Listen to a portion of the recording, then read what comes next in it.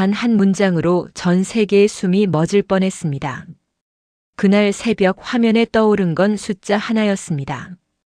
25%. 사람들은 그걸 관세라고 불렀지만 어떤 이들은 즉시 알아챘습니다. 이건 가격이 아니라 생존의 스위치라는 걸요. 이상한 건 뉴스가 나오자마자 공장이 먼저 움직였다는 겁니다. 주식이 출렁인 건 당연했고 더 무서운 건 물류와 계약서가 동시에 흔들렸다는 사실입니다. 누군가는 출하 시간을 당겼고 누군가는 납기를 멈췄고 누군가는 회의실 문을 잠갔습니다. 그리고 그 모든 움직임이 단지 한 나라의 무역 분쟁 때문이 아니라는 신호가 곳곳에서 터져 나왔습니다. 사람들은 아직 모릅니다. 왜 갑자기 반도체가 전시 상황이라는 말까지 나오게 됐는지, 왜 동맹의 비용을 묻는 질문이 어느 순간 문명의 산소를 쥔 손을 향한 질문으로 바뀌었는지, 그리고 왜 그 질문 앞에서 미국의 대통령과 한국의 대통령이 같은 단어를 전혀 다른 뜻으로 읽기 시작했는지. 더 놀라운 건 따로 있습니다. 이 판을 뒤집은 건 거대한 연설도 공개 선언도 아니었습니다. 카메라가 없는 곳에서 오간 짧은 말 한마디, 종이 한 장에 들어간 조건 한 줄, 그리고 누구도 주인공이라 부르지 않는 사람들의 새벽 교대 시간. 트럼프는 계산을 멈추지 않는 사람입니다. 이재명은 감정으로만 움직일 수 없는 사람입니다. 그런데 두 사람이 마주한 테이블 위에는 돈보다 훨씬 비싼 것이 놓여 있었습니다. 누가 더 많이 가져가느냐가 아니라 누가 멈추게 할 수 있느냐의 문제였습니다. 그날 이후 같은 뉴스가 다르게 들리기 시작합니다. 관세는 숫자가 아니라 경고로 들리고 동맹은 구호가 아니라 계약서의 문장으로 보이고 반도체는 상품이 아니라 산소처럼 느껴집니다. 그리고 그 산소가 끊기는 순간 멈추는 건 공장만이 아니라는 사실을 모두가 어렴풋이 알게 됩니다. 어떤 일이 있었던 걸까요? 이야기를 시작하기 전에 구독과 좋아요와 함께 여러분들이 어디서 영상을 보고 계신지 댓글로 적어주세요. 반갑게 인사하고 싶어요. 구독과 좋아요, 그리고 댓글 작성은 모두 무료입니다. 지금부터 사연을 시작하겠습니다. 15%라는 숫자가 화면에 뜨자마자 누군가는 환호했고 누군가는 숨을 삼켰고 저는 즉시 전화기를 집어들었습니다. 저는 통상 협상 지원을 맡아 기업과 정부 사이를 오가며 숫자 하나가 현장에 어떤 파문을 내는지 확인하는 일을 해왔습니다. 이 이야기를 꺼내는 이유는 단순합니다. 사람들은 관세를 뉴스로만 보지만 제가 본 관세는 사람의 퇴근 시간과 도시의 불빛을 바꾸는 스위치였기 때문입니다. 그날은 7월 말이었습니다. 새벽에 눈이 떠졌고 무의식적으로 휴대폰부터 확인했습니다. 미국이 한국산 제품에 15% 관세를 적용한다는 소식이 돌고 있었고 몇 분 뒤에는 확정된 발표처럼 기사 제목이 굳어지기 시작했습니다. 겉으로는 높아질 수 있던 관세가 내려온 것처럼 보였죠. 그래서 많은 사람들이 한숨을 돌리자고 말했습니다. 하지만 저는 그 순간 더 불안해졌습니다. 관세가 내려왔다는 사실보다 관세가 내려오는 조건이 더 무서웠기 때문입니다. 숫자 하나가 내려올 때는 반드시 다른 곳에서 무엇인가가 올라옵니다. 그리고 그 올라오는 것이 공장과 물류와 계약서라면 체감은 뉴스보다 훨씬 빨리 도착합니다. 제가 첫 통화를 건 곳은 삼성과 직접 연결된 라인이 아니라 삼성과 얽힌 협력사 쪽 담당자였습니다.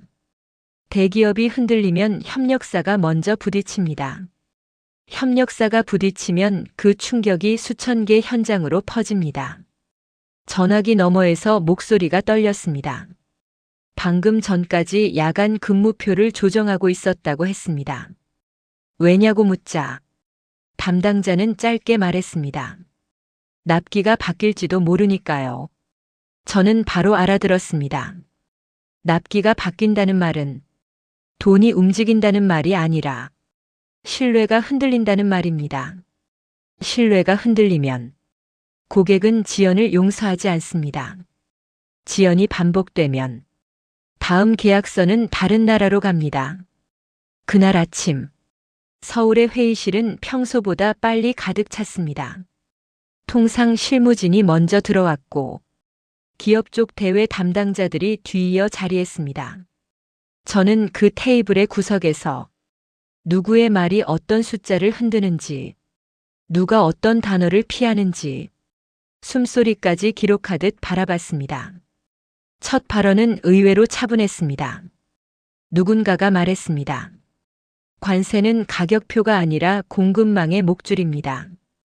그 말이 끝나자 회의실의 공기가 잠깐 멈췄습니다. 모두가 같은 장면을 상상했기 때문입니다. 컨테이너가 항구에 묶이고 항공 화물이 우회하고 부품이 제때 도착하지 않아서 라인이 느려지는 장면 말입니다. 삼성 쪽 대외 담당 임원은 그때까지 아무 말이 없었습니다.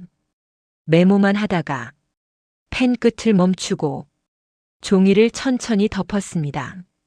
저는 그 동작이 말보다 더 큰 신호라는 걸 알았습니다.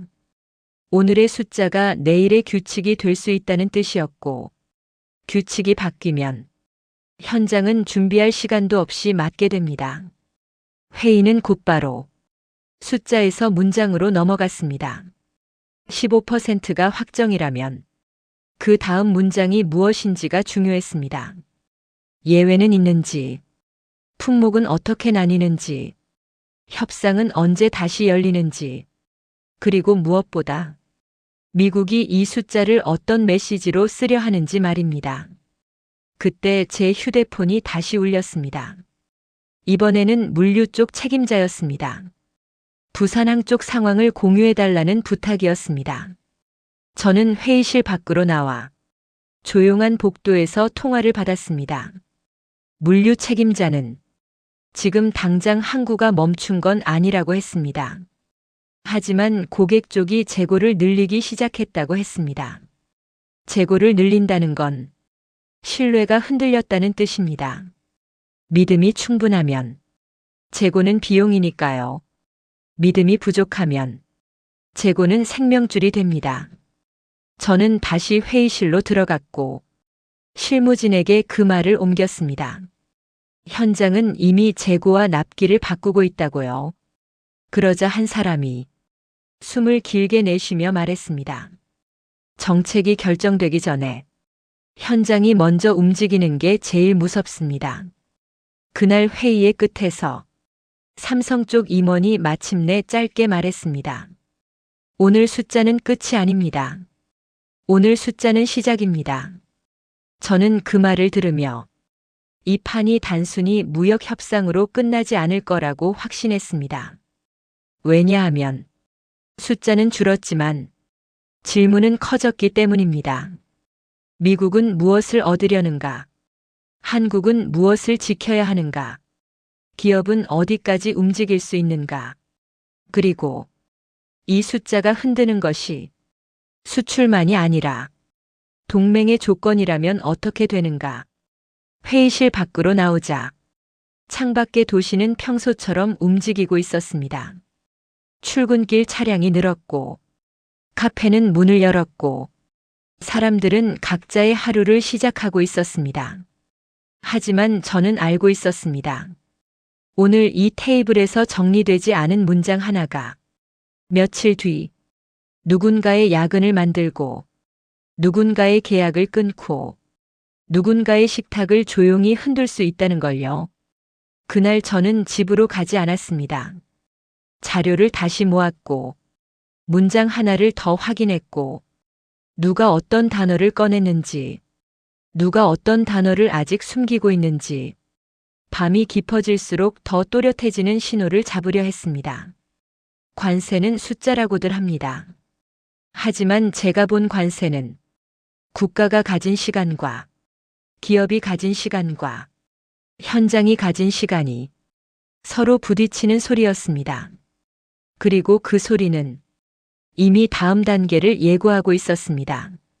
며칠 뒤 8월 25일이라는 날짜가 공식적으로 박혔습니다. 트럼프와 이재명의 첫 정상회담이 워싱턴에서 열린다는 소식이었죠. 저는 그 날짜를 보는 순간 일시퀀스에서 느꼈던 불안이 형태를 갖추는 걸 느꼈습니다. 숫자가 문장으로 바뀌는 순간이 온다는 뜻이었으니까요.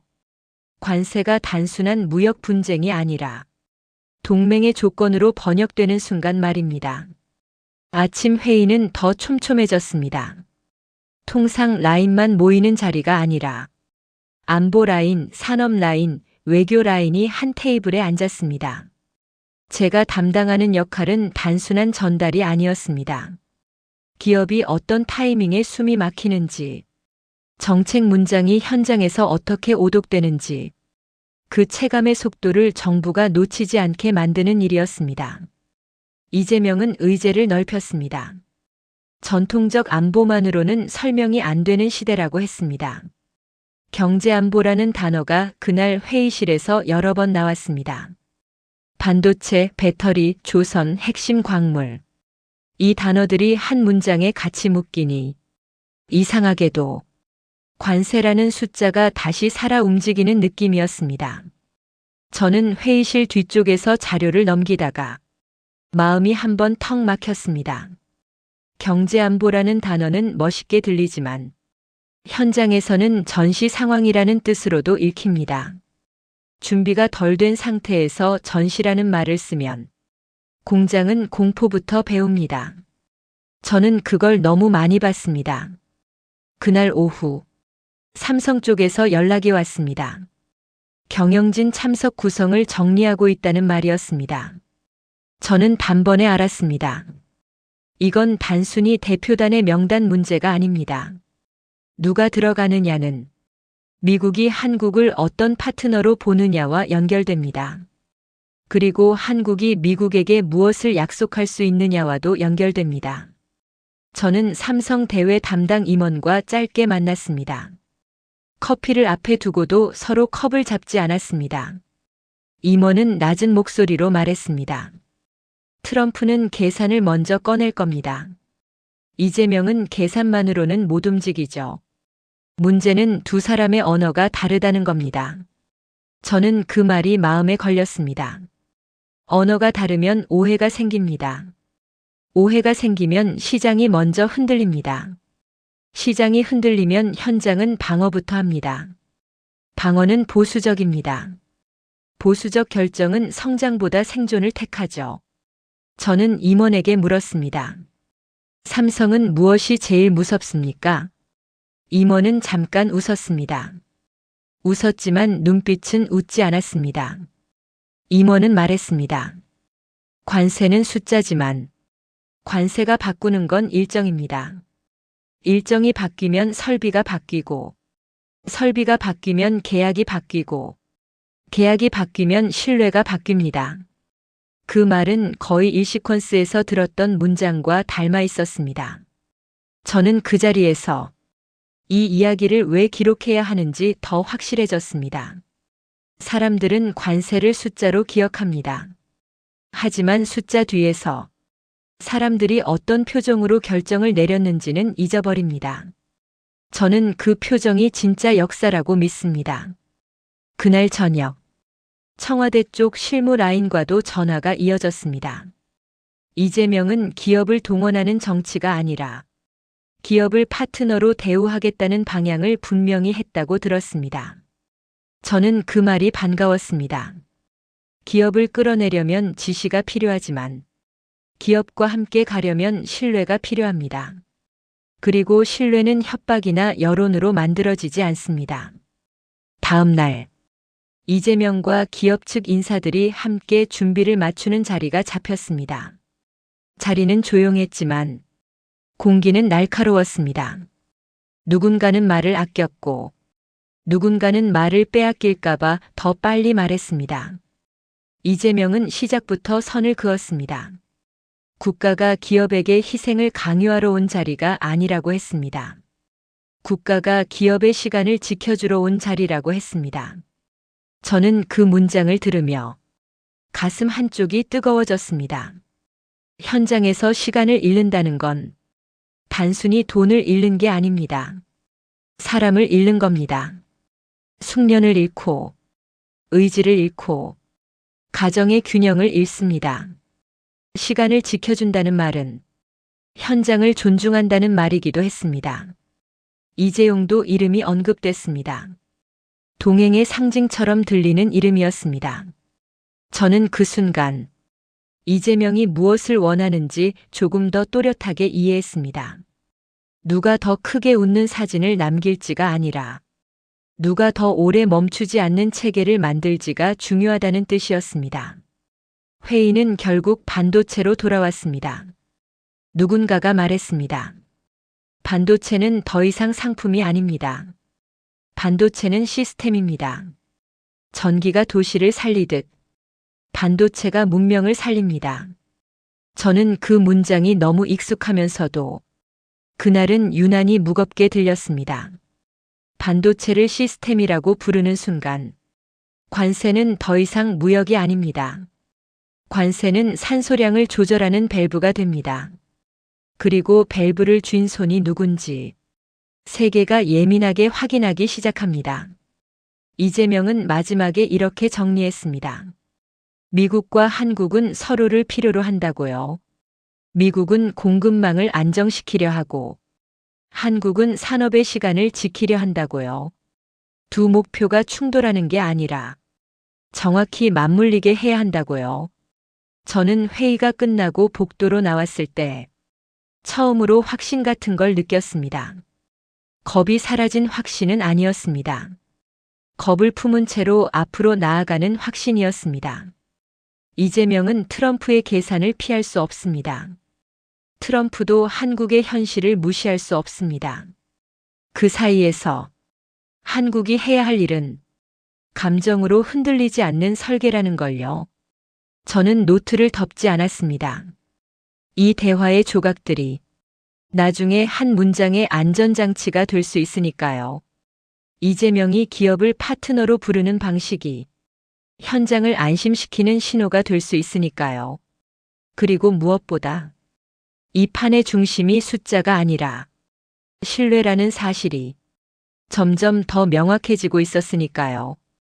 8월 25일이라는 날짜가 가까워질수록 회의실 밖이 더 시끄러워졌습니다. 정상회담은 보통 외교 뉴스로 끝납니다. 하지만 이번 정상회담은 달랐습니다. 동맹 비용이라는 단어가 언론 헤드라인에 붙기 시작했기 때문입니다. 방위비, 주한미군 비용, 안보 협력 조건, 이 단어들이 한 문장에 묶이는 순간 관세 15%라는 숫자는 더 이상 숫자가 아니었습니다. 동맹의 계산서로 읽히기 시작했습니다. 저는 그 흐름을 가장 먼저 체감한 곳이 여론이라는 걸 알았습니다. 국내에서는 즉시 반응이 갈렸습니다. 누군가는 굴욕이라고 말했습니다. 누군가는 현실이라고 말했습니다. 누군가는 대미 수출을 살리려면 어쩔 수 없다고 말했습니다. 누군가는 이런 방식이면 산업이 오래 버티지 못한다고 말했습니다. 이재명은 이 구간에서 두 개의 전쟁을 동시에 치르고 있었습니다. 트럼프와의 협상 전쟁이 한쪽에 있었고 국내 정치와 국민 감정의 전쟁이 다른 한쪽에 있었습니다. 저는 이재명의 참모들과도 통화를 했습니다. 통화 내용은 조심스러웠습니다. 현장에서 살아남아야 한다는 말과 국민이 납득해야 한다는 말이 계속 부딪혔습니다. 참모 중 한 명이 낮게 말했습니다. 이 판에서 지면 돈을 잃는 게 아니라 신뢰를 잃습니다. 신뢰를 잃으면 산업이 흔들립니다. 산업이 흔들리면 일상이 멈춥니다. 저는 그 말을 듣고 노트를 다시 펼쳤습니다. 관세 협상은 숫자 싸움 같지만 현장에서 체감하는 진짜 싸움은 신뢰 싸움입니다.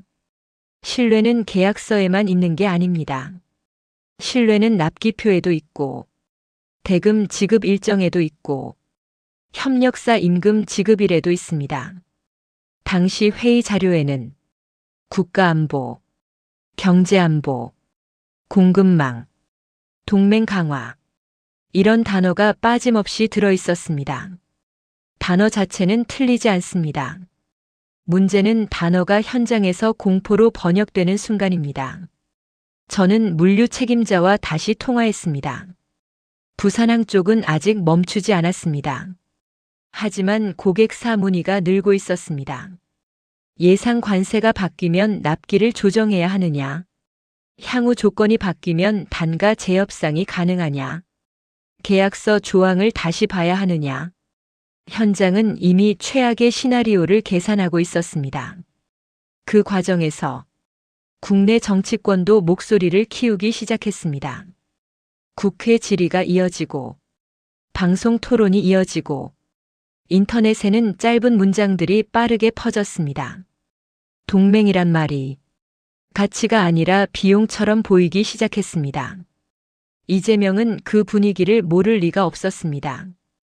이재명은 결국 두 가지 메시지를 동시에 준비해야 했습니다. 미국을 향해서는 계산을 이해한다는 메시지, 한국을 향해서는 굴복이 아니라 설계라는 메시지. 저는 이재명의 준비 과정에서 가장 인상적인 장면을 하나 봤습니다. 자료를 보던 이재명이 펜을 내려놓고 한 줄을 다시 쓰라고 지시했다는 보고를 받았습니다. 단어 하나를 바꾸라는 지시였습니다. 부담이라는 표현 대신 책임이라는 표현으로 정리하라는 지시였습니다. 그 한 글자 차이가 정책의 성격을 바꿉니다. 부담은 떠넘기는 느낌이 강합니다. 책임은 선택의 느낌이 있습니다. 국민이 받아들이는 감정은 그 차이에서 갈립니다. 그날 밤 삼성 쪽에서도 연락이 왔습니다. 대외 담당 임원은 조심스럽게 말했습니다. 국내 여론이 흔들리면 투자 결정도 흔들립니다.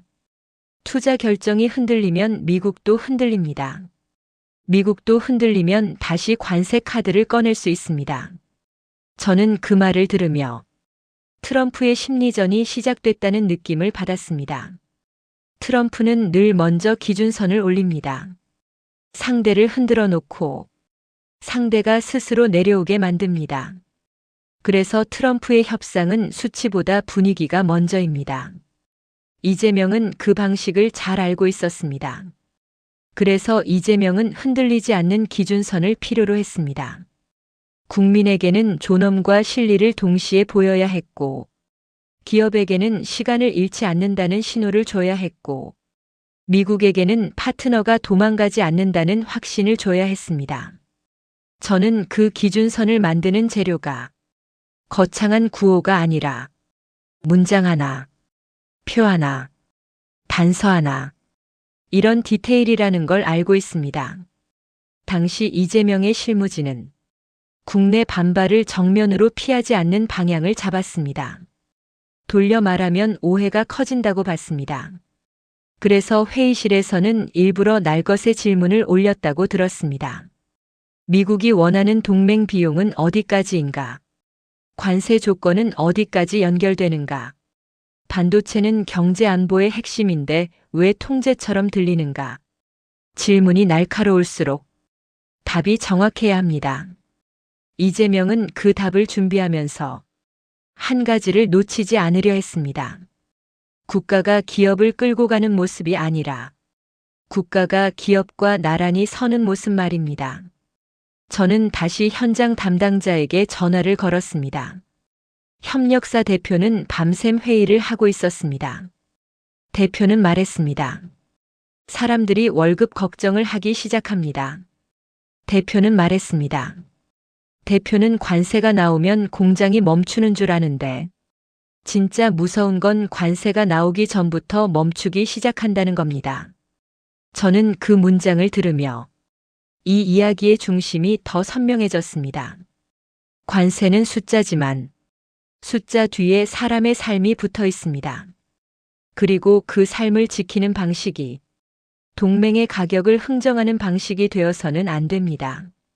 동맹의 가치가 증명되는 방식이어야 합니다. 이재명은 그 가치의 언어를 만들기 위해 국내 반발을 정면으로 견디는 선택을 합니다. 트럼프를 향해서는 계산의 언어로 말할 준비를 합니다. 국민을 향해서는 존엄의 언어로 말할 준비를 합니다. 기업을 향해서는 시간의 언어로 말할 준비를 합니다. 이 과정에서 갈등은 커집니다. 국내는 더 시끄러워지고, 기업은 더 조용해지고, 협상은 더 날카로워집니다. 저는 그 소용돌이 한복판에서 한 가지를 계속 떠올렸습니다. 반도체는 눈에 보이지 않습니다. 하지만 반도체가 흔들리면 일상이 가장 먼저 흔들립니다. 기업의 전장은 정말 냉정했습니다. 정치가 말로 싸우는 동안 기업은 시간표로 싸웠습니다. 저는 그 냉정함을 8월 초 어느 날 밤에 똑바로 봤습니다. 회의가 끝나고도 사람들이 집에 가지 않았습니다. 삼성 쪽 대외 담당 라인에서 연락이 왔고, 저는 다시 노트를 들고 움직였습니다. 회의 장소는 늘 비슷합니다. 밝은 조명, 조용한 카펫, 그리고 종이보다 더 무거운 공기. 모니터에는 엑셀처럼 보이지만 엑셀이 아닌 표들이 떠 있었습니다. 납기, 운송, 관세 민감도, 고객 우선순위, 공장 가동률, 장비 반입 일정, 표의 한 칸이 바뀌면 사람의 하루가 바뀝니다. 저는 이 업계에서 그 사실을 수없이 확인했습니다. 관세가 조금만 흔들려도 계약서의 잉크가 마르기 전에 물류가 흔들립니다. 누군가는 단가를 다시 요구하고, 누군가는 납기를 다시 요구하고, 누군가는 공급 안정 조항을 다시 확인합니다. 그 과정에서 기업은 스스로를 방어하려고 합니다. 방어는 나쁘지 않습니다. 문제는 방어가 길어질 때입니다. 방어가 길어지면 투자도 늦어지고, 확장도 늦어지고, 결국 혁신도 늦어집니다. 그날 밤 회의실에서 가장 많이 나온 단어는 생산 거점이었습니다.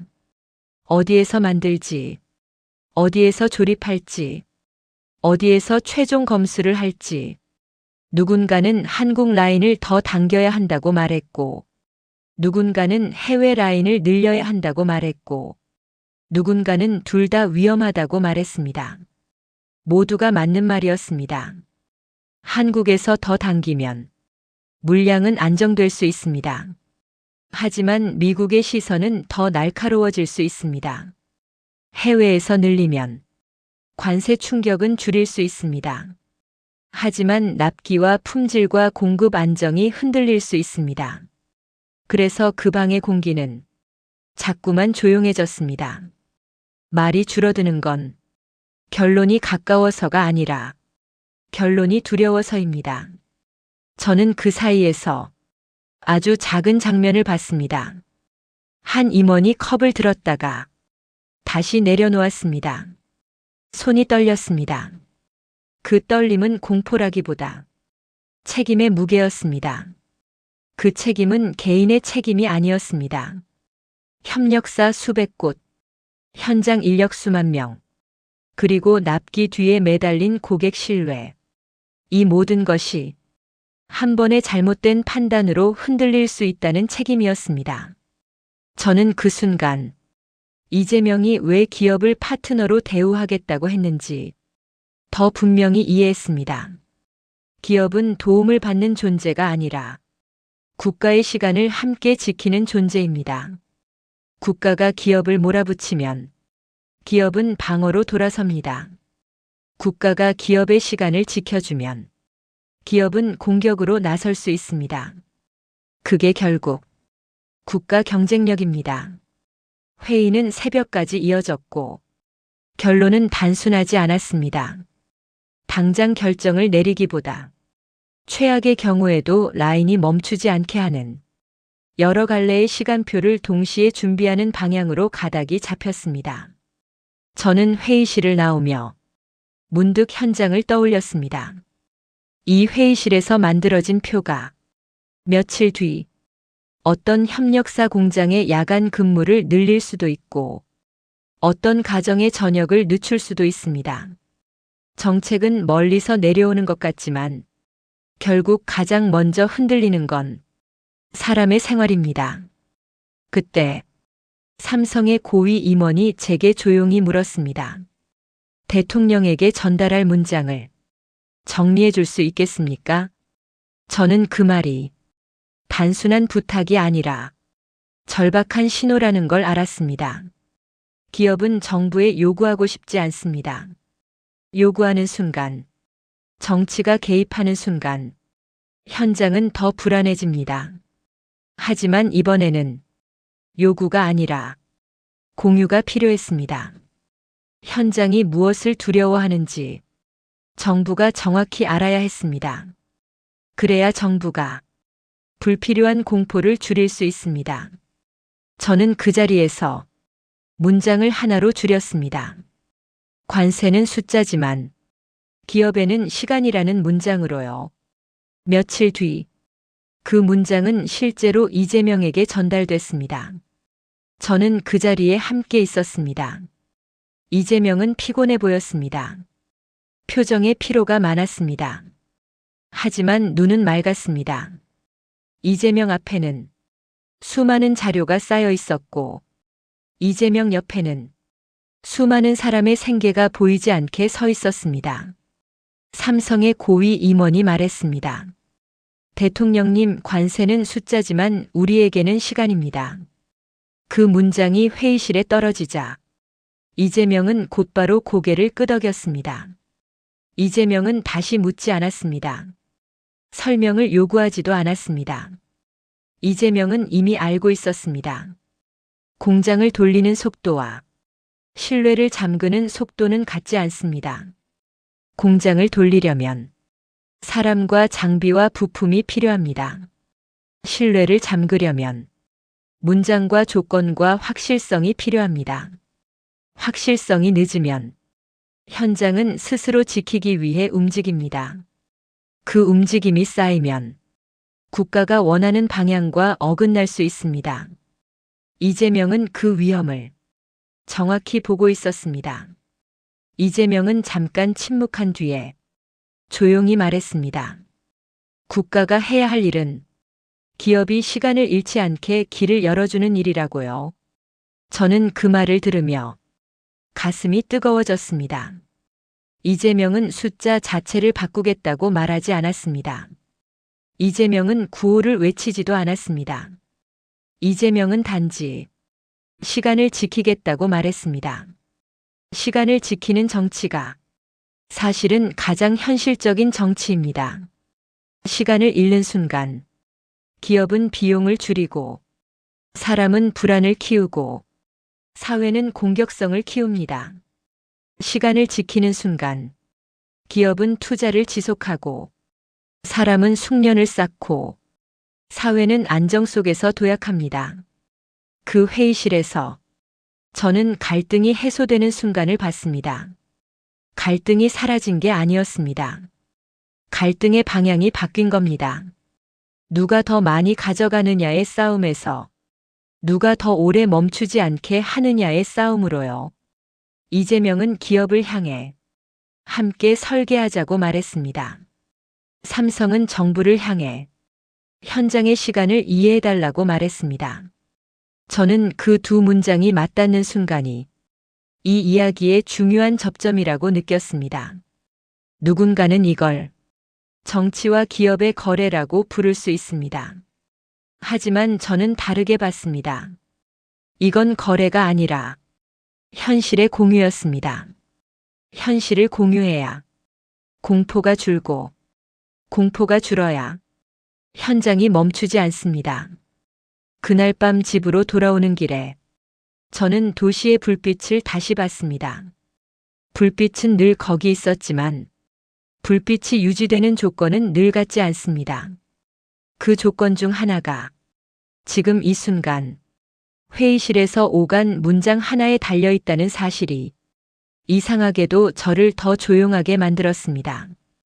9월이 지나고 가을 공기가 차가워질수록 회의실 공기는 더 뜨거워졌습니다. 관세 15%로 잠깐 숨을 돌렸던 시장은 다시 다른 숫자를 기다리기 시작했습니다. 사람들은 숫자를 싫어한다고 말하면서도 결국 숫자에 매달립니다. 왜냐하면 숫자는 공포를 설명하기 쉬우니까요. 처음 들린 단어는 100%였습니다. 누군가는 단정적으로 말했고, 누군가는 가능성이라고 말했고, 누군가는 지연될 수 있다고 말했습니다. 정책이 확정되지 않았다는 말이 붙을수록 현장은 더 빠르게 흔들렸습니다. 제가 이 구간에서 배운 게 하나 있습니다. 결정은 늦게 오는데 공포는 먼저 도착합니다. 공포는 대기하지 않습니다. 공포는 증거를 기다리지 않습니다. 공포는 현장을 설득하지도 않습니다. 공포는 현장을 움직입니다. 저는 부산항으로 내려갔습니다. 공장 안 회의실만 보면 현장의 진짜 속도가 보이지 않기 때문입니다. 항구는 언제나 정직합니다. 물류는 숫자를 믿지 않습니다. 물류는 시간만 믿습니다. 부산항 근처 사무실에서 물류팀 책임자가 저를 맞이했습니다. 책임자는 말없이 모니터를 돌려 보여줬습니다. 선적 스케줄이 촘촘하게 붙어 있었고 몇 줄에는 빨간 표시가 늘어 있었습니다. 저는 물었습니다. 아직 사고가 난 건 없지 않습니까? 책임자는 고개를 저었습니다. 사고는 아직 없다고 했습니다. 하지만 더 무서운 게 있다고 했습니다. 책임자는 말했습니다. 고객이 먼저 움직이고 있다고요. 고객은 자기 나라 정책을 믿지 않습니다. 고객은 자기 손으로 리스크를 줄입니다. 고객은 주문을 당기거나 주문을 쪼개거나 결제 조건을 다시 달거나 다음 분기 공급을 미리 묶어버립니다. 그 순간부터 공급망은 자연스럽게 경직됩니다. 한쪽이 미리 묶으면 다른 쪽은 더 불안해집니다. 불안해지면 또 묶습니다. 이 과정은 눈에 보이지 않게 천천히 하지만 확실하게 목을 조릅니다. 책임자는 저에게 질문을 던졌습니다. 정말 100%까지 갈까요? 저는 대답을 하지 못했습니다. 제가 할 수 있는 말은 하나뿐이었습니다. 확정은 아니지만 가능성만으로도 현장은 흔들린다고요. 저는 회의실로 돌아와 이재명 쪽 실무진에게 부산항 이야기를 전달했습니다. 실무진은 얼굴이 굳었습니다. 실무진이 말했습니다. 정책이 나오기 전에 현장이 먼저 멈추면 정책이 나오고도 못 살립니다. 그 말이 제 가슴을 세게 쳤습니다. 정책은 최종 결론이지만 현장은 매일 결론을 삽니다. 현장은 하루라도 멈추면 다음 날 다시 시작하기 어렵습니다. 라인은 버튼이 아닙니다. 사람이 익숙해진 리듬이고 서로 믿는 호흡입니다. 저는 인천공항 쪽도 확인했습니다. 항공 화물은 더 민감합니다. 하루 차이가 전체 일정에 영향을 줍니다. 현장 담당자는 말했습니다. 소형 고부가 부품은 항공으로 올리고 대형 부품은 선박으로 돌리는데 관세 변동 가능성이 커지면 항공 물량이 비정상적으로 늘 수 있다고요. 항공이 늘면 비용이 늘고 비용이 늘면 가격이 오르고 가격이 오르면 수요가 줄고 수요가 줄면 라인이 흔들립니다. 현장은 이 연쇄를 너무 잘 압니다. 그래서 더 빨리 움직입니다. 저는 그날 밤 삼성 협력사 대표에게 다시 전화를 걸었습니다. 대표는 목소리가 잠겨 있었습니다. 대표는 말했습니다. 직원들이 걱정한다고요. 직원들은 뉴스에서 100%라는 단어를 보고 내일부터 공장이 멈추는 줄 안다고요. 저는 대표에게 말했습니다. 대표가 흔들리면 더 흔들린다고요. 대표는 조용히 웃었습니다. 대표는 말했습니다. 대표도 사람이니까 흔들린다고요. 하지만 대표가 흔들리면 공장 안에서 제일 먼저 무너지는 건 숙련이라고요. 대표는 한 줄을 덧붙였습니다. 숙련이 무너지면 단가는 올라가고 분량이 늘고 납기가 늦고 신뢰가 깨진다고요. 그 뒤에는 되돌리기 어렵다고요. 저는 그 통화를 끊고 잠깐 창밖을 봤습니다. 도시는 평소처럼 불이 켜져 있었습니다. 하지만 저는 이제 압니다. 도시의 불빛은 정치 뉴스가 아니라 현장의 납기에 달려 있습니다. 며칠 뒤 회의실에서 누군가가 말했습니다. 정책이 지연될 수 있다는 신호가 나온다고요. 현장에서는 그 말이 안심이 아니라 더 긴 불안으로 바뀐다는 걸 저는 이미 부산항에서 봤습니다. 지연은 잠깐의 유예가 아닙니다. 지연은 불확실성의 연장입니다. 불확실성이 길어지면 기업은 방어를 기본값으로 둡니다. 방어가 기본값이면 투자 결정은 느려지고 라인 확장은 늦어지고 결국 생산 능력이 굳습니다. 이 구간에서 제가 가장 크게 느낀 감정은 억울함이었습니다. 한국은 누군가를 괴롭히려고 만든 나라가 아닙니다. 한국은 멈추지 않으려고, 멈추지 않게 하려고 시간을 쌓아 올린 나라입니다. 반도체는 눈에 보이지 않습니다. 하지만 반도체가 흔들리면 병원 장비 일정이 흔들리고 서버 운영 계획이 흔들리고 자동차 조립 라인도 흔들립니다. 저는 현장 보고서에서 수치로만 보던 문장들이 부산항 바람 속에서는 사람의 목소리로 들리는 경험을 했습니다. 저는 다시 서울로 올라왔습니다. 그리고 이재명 실무진에게 말했습니다. 지금 필요한 건 숫자 싸움이 아니라 불확실성을 줄이는 문장이라고요. 현장은 결론을 원한다고요. 현장은 적어도 최악이 오더라도 길이 있다는 확신을 원한다고요. 회의실에서 누군가가 말했습니다. 그 확신을 어디서 만들 수 있습니까? 저는 대답했습니다. 문장 하나로도 만들 수 있다고요. 조건 한 줄로도 만들 수 있다고요. 불리해지지 않는다는 약속은 현장에 숨을 붙인다고요. 저는 그날 이 이야기가 어디로 가는지 더 또렷하게 보았습니다. 공포는 커졌지만 한국이 할 수 있는 일도 분명해졌습니다. 누군가를 이기는 방식이 아니라 모두가 무너지는 것을 막는 방식으로 규칙을 설계하는 일말입니다. 11월 24일이라는 날짜는 달력의 한 칸처럼 보이지만 현장에서는 숨이 붙는 날로 기억될 겁니다. 그날 아침, 저는 평소보다 일찍 사무실에 들어갔습니다. 출근이라기보다 대기였습니다. 전날 밤부터 조건 문구가 거의 마지막 단계라는 말이 돌았고, 그 문구가 어떻게 찍히느냐에 따라 현장의 공포가 줄어들 수도, 더 커질 수도 있는 상황이었기 때문입니다. 저는 커피를 한 모금도 못 마시고 모니터에 뜬 문서를 계속 내려봤습니다. 문서에는 숫자가 거의 없었습니다. 그 대신 문장이 있었습니다. 문장의 단어 하나가 수천 개 기업의 시간표를 움직이는 구간이었습니다.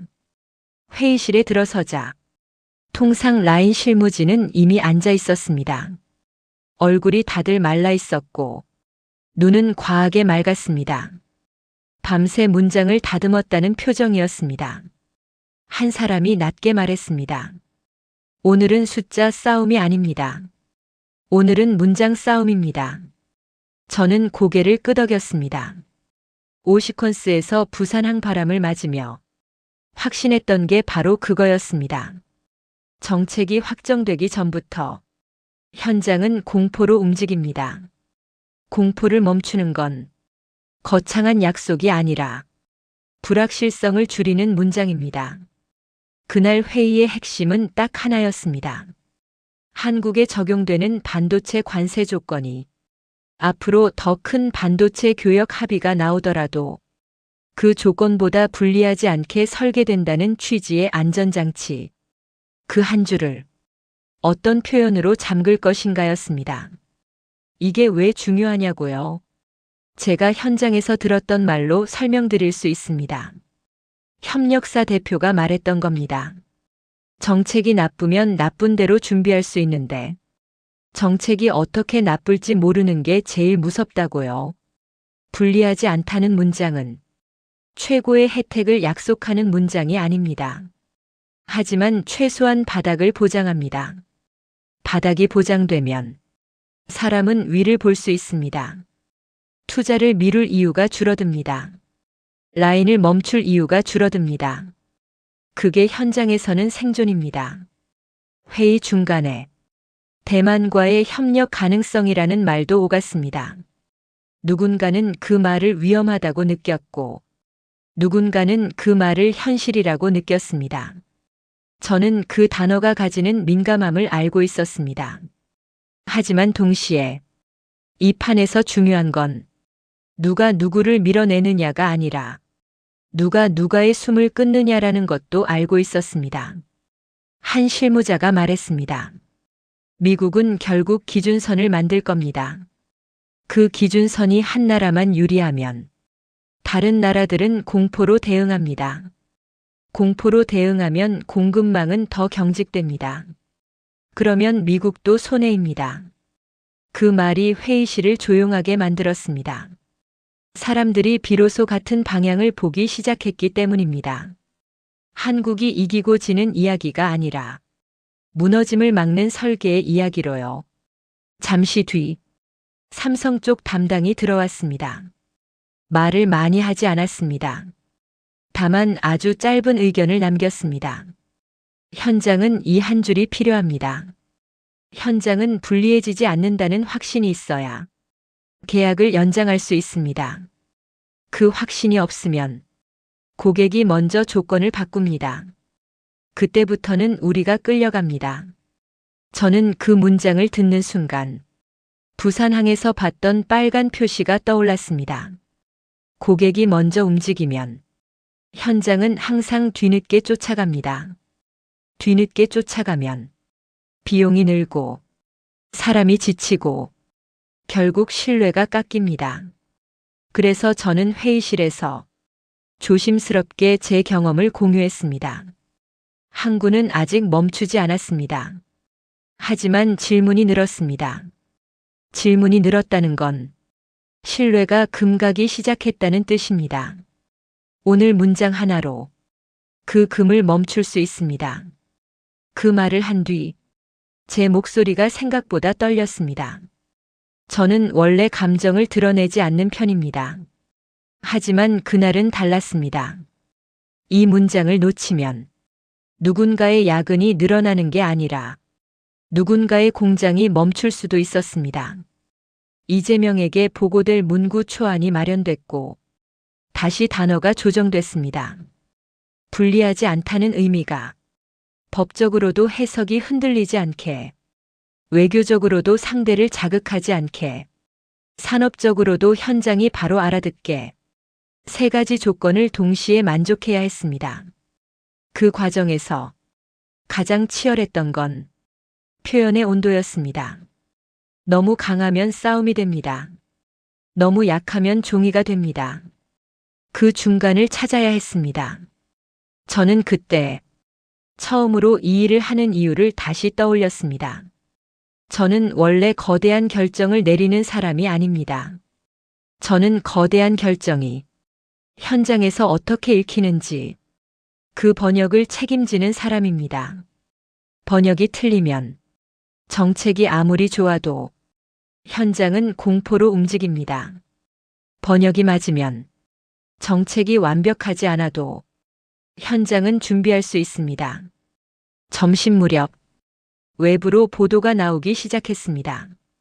한국에 적용되는 반도체 관세 조건이 향후 더 큰 합의 조건보다 불리하지 않게 설계됐다는 취지의 문구가 포함됐다는 소식이었습니다. 그 소식을 보는 순간 회의실에서 누군가가 아주 작게 숨을 내쉬었습니다. 그건 환호가 아니었습니다. 안도였습니다.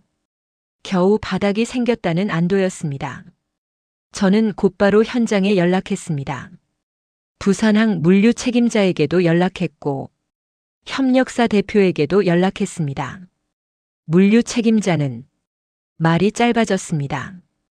짧아졌다는 건 그가 마음속에서 계산을 다시 시작했다는 뜻입니다.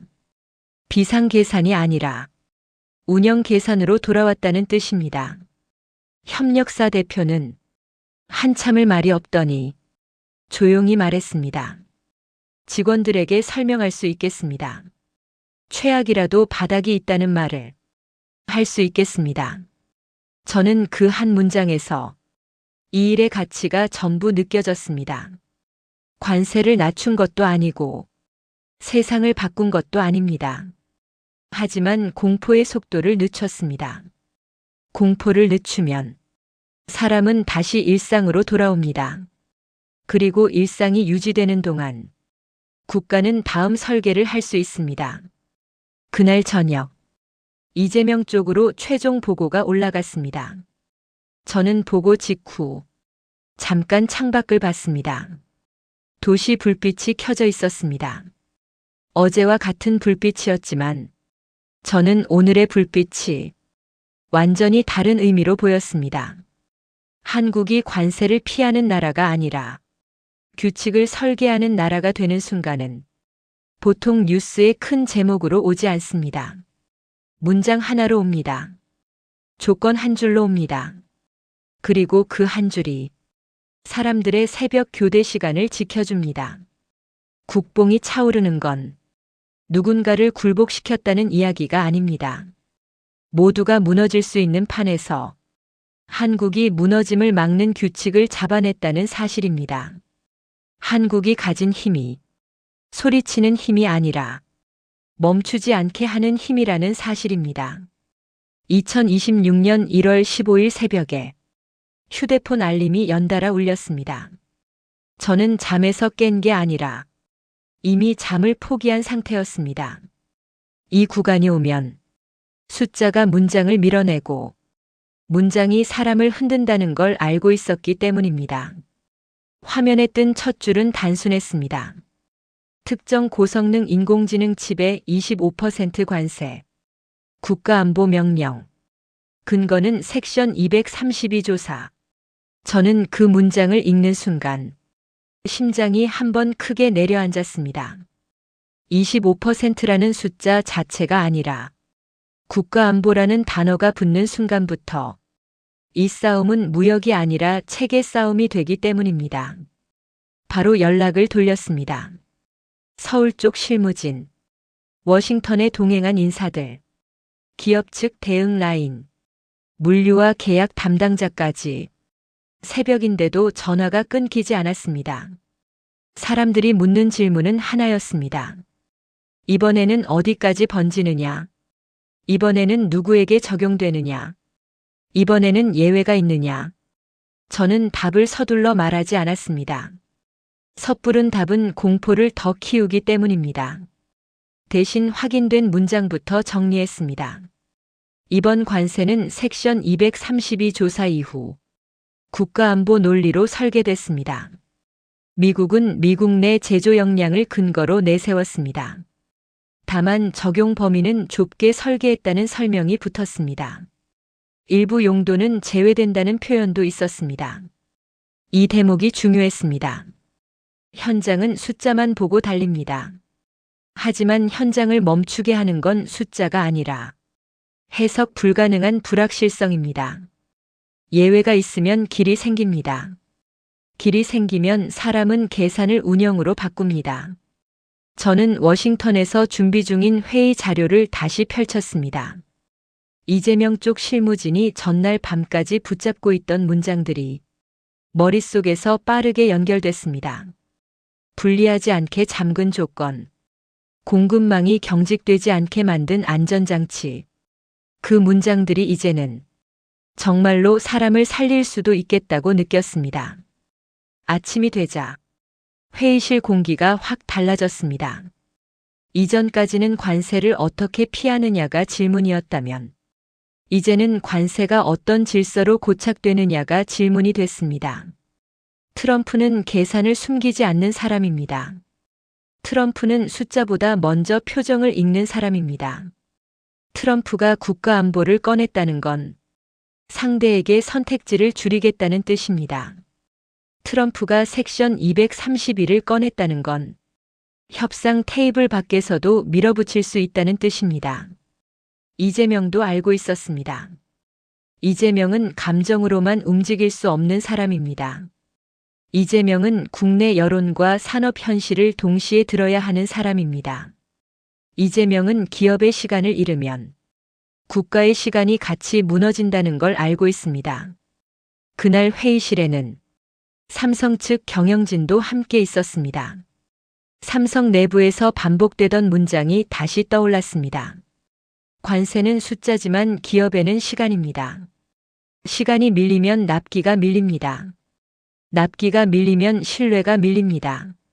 저는 삼성 쪽 담당자에게 조용히 확인했습니다. 텍사스 공장 일정은 어떤지, 미국 현지 생산을 목표로 움직이는 계획이 흔들리지 않는지 담당자는 짧게 대답했습니다. 2026년 생산 목표는 유지하려 한다고요. 불확실성이 커질수록 오히려 일정이 더 중요해진다고요. 그 말이 저를 붙잡았습니다. 불확실성이 커질수록 사람은 멈출 것 같지만 진짜 강한 조직은 멈추지 않으려고 더 정확해집니다. 한국의 강점은 바로 그 부분입니다. 소리치지 않고 표정으로 흔들리지 않고 일정을 지켜내는 힘입니다. 정상회담 준비 회의에서 트럼프 측 메시지가 공유됐습니다. 미국은 스스로 만들 힘이 필요하다는 논리, 미국은 해외 의존이 리스크라는 논리, 그리고 관세는 그 리스크를 줄이기 위한 도구라는 논리. 저는 그 논리를 듣고 이재명이 어떤 방식으로 답을 만들어야 하는지 더 선명해졌습니다. 맞받아치면 싸움이 됩니다. 고개를 숙이면 굴복으로 읽힙니다. 그래서 이재명은 같은 단어를 다른 뜻으로 되받아야 했습니다. 이재명은 회의석상에서 차분하게 문장을 정리했습니다. 동맹은 누가 더 많이 가져가느냐가 아니라 누가 멈추지 않게 하느냐라고요. 미국이 만들 힘을 키우는 동안 한국은 멈추지 않게 하는 힘을 제공해왔다고요. 반도체는 상품이 아니라 현대 문명의 산소 같은 기반이라고요. 저는 그 말을 들으며 조용히 숨을 들이켰습니다. 이재명은 협상용 수사를 뱉는 게 아니었습니다. 이재명은 한국이 가진 실제 역할을 정확한 언어로 고정하고 있었습니다. 한국은 반도체를 팔기만 한 나라가 아닙니다. 한국은 세계가 멈추지 않게 유지해온 나라입니다. 트럼프 측에서도 반응이 나왔습니다. 트럼프는 단순하게 말했습니다. 미국은 통제를 원한다고요. 트럼프는 미국의 기준선을 올려야 한다고요. 트럼프는 결국 미국의 안전을 위해서라고요. 그 순간 회의실 안의 공기가 잠깐 얼어붙었습니다. 통제라는 단어는 현장에서는 끊을 수도 있다는 뜻으로 들립니다. 끊을 수도 있다는 뜻은 공포로 번역됩니다. 저는 그때 11월 24일의 문장을 떠올렸습니다. 불리하지 않게 잠근 조건. 그 문장이 없었다면 오늘은 공포가 훨씬 더 빨리 퍼졌을 겁니다. 삼성 경영진의 시선이 흔들리지 않았던 이유도 거기에 있었습니다. 현장은 이미 여러 갈래의 시간표를 준비하고 있었습니다. 미국이 흔들어도 라인이 멈추지 않게, 물류가 끊기지 않게, 협력사가 먼저 쓰러지지 않게 준비를 촘촘히 깔아둔 상태였습니다. 저는 회의가 끝난 뒤 복도에서 잠깐 멈춰 섰습니다. 기자들이 오가는 소리, 보좌진의 발걸음, 통역기의 잡음, 모든 게 현실인데 현실 같지 않았습니다. 국가안보라는 단어가 반도체 위에 찍히는 순간 세계는 다시 확인하게 됩니다. 산소를 누가 쥐고 있느냐가 아니라 산소를 누가 끊지 않느냐가 중요하다는 걸요. 저는 그날 저녁 서울의 협력사 대표에게 연락했습니다. 대표는 한참을 말이 없었습니다. 그리고 조용히 말했습니다. 오늘은 직원들이 뉴스 보고 더 불안해할 거라고요. 저는 대표에게 말했습니다. 예외와 범위가 좁다는 문장부터 설명해 달라고요. 불리하지 않게 잠근 조건이 있다는 점도 같이 말해 달라고요. 바닥이 있다는 확신이 공장을 다시 운영으로 돌려놓는다고요. 대표는 짧게 대답했습니다. 알겠다고요. 그리고 마지막에 한마디를 덧붙였습니다. 멈추지 않게 해줘서 고맙다고요. 저는 그 한마디에 목이 잠깐 막혔습니다. 제가 멈추지 않게 한 건 아니었습니다.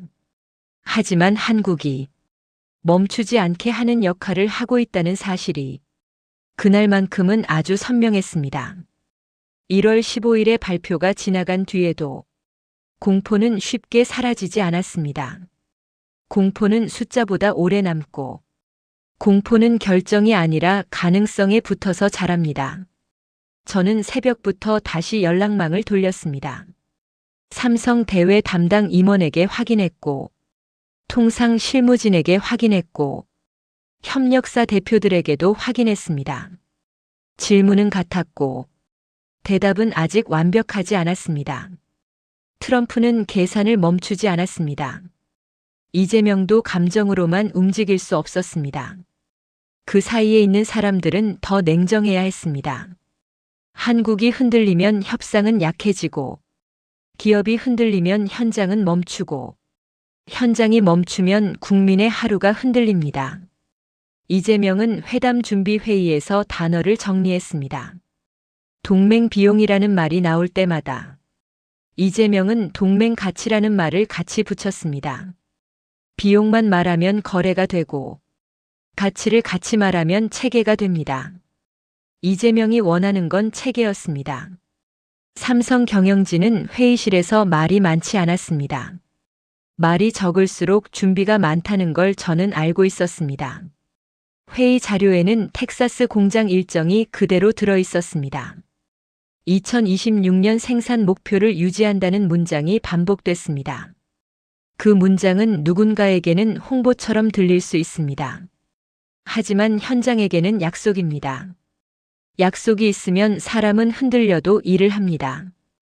저는 그날 오후에 협력사 공장 쪽으로 잠깐 들렀습니다. 현장은 뉴스보다 먼저 바뀌고 현장은 말보다 먼저 움직입니다. 현장에는 붉은 표시가 더 늘어 있었습니다. 다만 그 표시가 공포의 표시인지 운영의 표시인지 그 차이를 저는 읽어야 했습니다. 협력사 대표는 제게 먼저 물었습니다. 이재명이 정말로 기업의 시간을 지켜줄 수 있냐고요. 저는 대답을 천천히 골랐습니다. 정치는 약속을 쉽게 하고 현장은 약속을 쉽게 믿지 않습니다. 그래서 저는 제가 확인한 것만 말했습니다. 11월 24일에 잠근 조건 문구가 있다고요. 불리하지 않게 설계한다는 안전장치가 있다고요. 그 한 줄이 공포의 속도를 늦출 거라고요. 대표는 그 말을 듣고 고개를 아주 작게 끄덕였습니다. 대표는 직원들에게 말할 근거가 필요하다고 했습니다. 근거가 있어야 야근도 설명이 되고 근거가 있어야 납기도 지킬 수 있다고 했습니다. 그날 밤 이재명 쪽 실무진에게서 연락이 왔습니다. 미국이 동맹 비용을 강하게 묻는 흐름이 다시 잡힌다는 말이었습니다. 저는 마음이 무거워졌습니다. 국내 여론은 이미 예민했고 산업 현장은 이미 피곤했고 시장도 이미 불안했습니다. 하지만 이재명은 피하지 않았습니다. 이재명은 회의실에서 말했습니다. 한국은 줄 수 있는 것을 주는 나라가 아니라 멈추지 않게 하는 것을 지키는 나라라고요. 이재명은 트럼프에게 맞서 싸우겠다고 말하지 않았습니다. 이재명은 트럼프가 원하는 목적을 인정하면서도 목적에 이르는 길이 파괴가 되면 안 된다고 정리했습니다. 통제가 필요하다면 통제의 기준이 필요하고 기준이 필요하다면 파트너가 납득할 문장이 필요하다고요. 저는 그 문장이 놀라웠습니다. 강하게 이기겠다는 말보다 함께 멈추지 않겠다는 말이 더 강할 때가 있습니다. 협상은 목소리로 이기는 게 아니었습니다.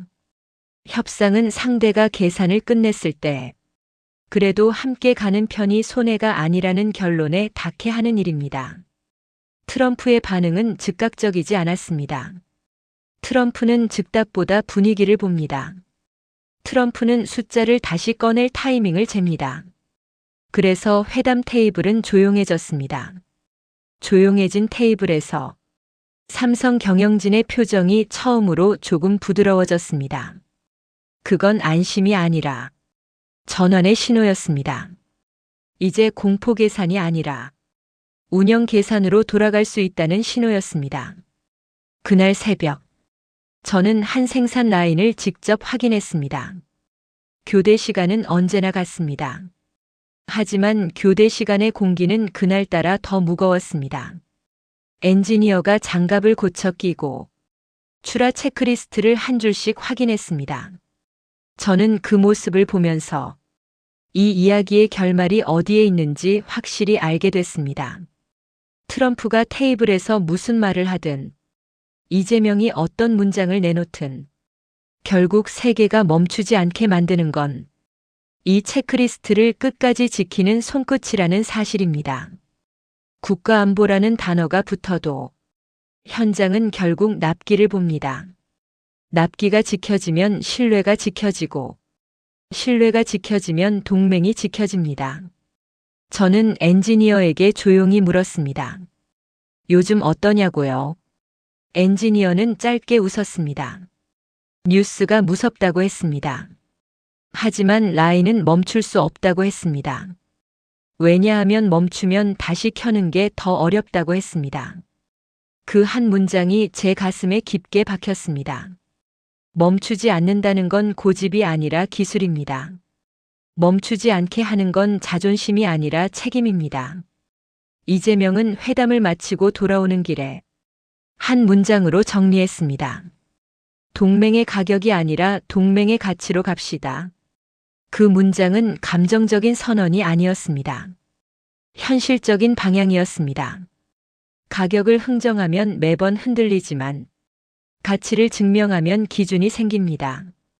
기준이 생기면 기업은 시간을 지키고 시간이 지켜지면 현장은 멈추지 않습니다. 트럼프는 끝까지 계산을 했습니다.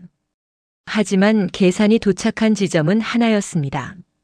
산소를 쥔 나라가 이기는 게 아니라 산소를 끊지 않는 나라가 신뢰를 얻는다는 결론입니다. 한국은 그 신뢰를 소리로 얻지 않았습니다. 한국은 그 신뢰를 시간표로 얻었습니다. 납기로 얻었습니다. 품질로 얻었습니다. 새벽 교대의 리듬으로 얻었습니다. 저는 이 이야기를 여기까지 꺼내며 마지막으로 스스로에게 묻습니다. 관세는 누구의 무기였냐고요? 저는 이제 다르게 답합니다. 관세는 무기가 될 수도 있지만 한국에게는 체계를 증명하는 시험지였다고요. 그리고 한국은 그 시험에서 누군가를 넘어뜨리는 방식이 아니라 모두가 멈추지 않게 하는 방식으로 답을 냈다고요. 오늘의 사연은 여기까지입니다. 사연이 마음에 드셨다면 좋아요 버튼 한 번만 눌러주세요. 여러분의 클릭 한 번이 저에게 가장 큰 힘이 됩니다. 끝까지 시청해주셔서 감사합니다.